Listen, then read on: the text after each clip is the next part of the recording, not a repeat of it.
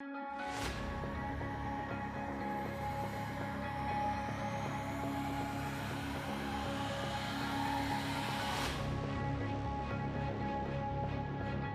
में यूपीए की सरकार थी और ये लोग 60-65 रुपये 55 रुपये जब हम डीजल और पेट्रोल खरीदते थे तो हम लोग को अखड़ जाता था।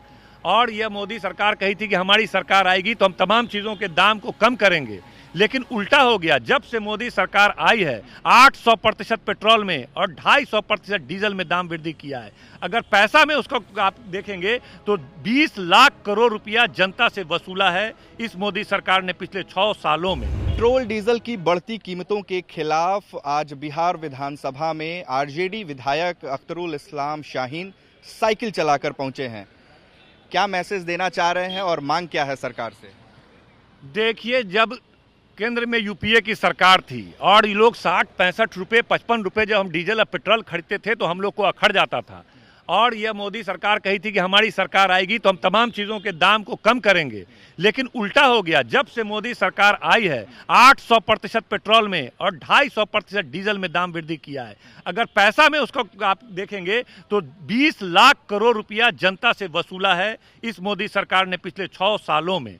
और 1 लाख करोड़ रुपया बिहार के कायाकल्प के लिए काफ़ी होता है। ये 20 लाख करोड़ रुपया वसूला है। और न केवल अमीर वर्ग पेट्रोल डीजल से प्रभावित होते हैं, बल्कि मध्यम वर्ग और एकदम निर्धन लोग जो हैं, गरीब से वंचित लोग हैं, वो भी प्रभावित होते हैं, क्योंकि तमाम चीज़ों का जो ट्रांसपोर्टिंग के जरिए आता है बिहार में माल, उसका दाम दुगुना बढ़ गया है। आम जनता को 10 से 15 हज़ार रुपया, 20 हज़ार रुपया ये पॉकेट ढीला हो रहा है। लोगों का जीवन यापन कठिन हो गया है। और जब हम जैसे विधायक, जिनको यात्रा भत्ता के नाम पे कुछ पैसा मिलता है, जब हम लोग को गाड़ी पे चलना कठिन हो गया है, तो गरीब गुरबा है उसकी क्या हालत होगी, जो मध्यम वर्ग है उसकी क्या हालत होगी। इसलिए हम मांग करते हैं आज की इस प्रोटेस्ट के माध्यम से कि मोदी सरकार पुराने 2014 में जो रेट थे 55 रुपये 50 रुपये 60 रुपये डीजल पेट्रोल के, उस दाम पे किया जाए। एक्साइज ड्यूटी जो लगातार कुछ खुलकर नहीं कह रहे। उनसे जब ये सवाल पूछा गया तो उन्होंने कहा कि कम तो होना चाहिए और बढ़ा हुआ है दाम, ये सबको दिख रहा है। हालांकि जिस तरीके से वो इलेक्ट्रिक कार यूज करते हैं, वो सलाह दी कि ज्यादातर लोगों को करना। देखिए, मुख्यमंत्री जी जनप्रतिनिधि हैं, उनका दायित्व बनता है कि जनता की बातों को मजबूती से केंद्र के सामने रखना चाहिए, लेकिन उनकी कुछ व्यवस्था है